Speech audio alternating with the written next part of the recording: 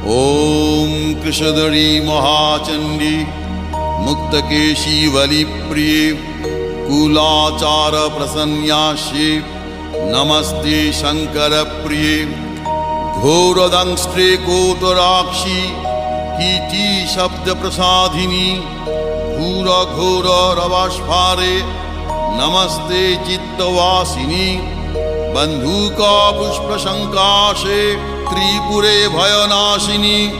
भाग्योदय समुत्पन्ने नमस्ते वरवन्दिनी जय देवी जगद्धात्री त्रिपुराद्ये त्रिदेवते भक्तेभ्य वरदे देवी महिषग्नि नमोस्तुते घोर विघ्न विनाशाय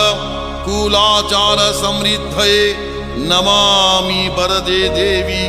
मुंडमाला विभूषणे रक्त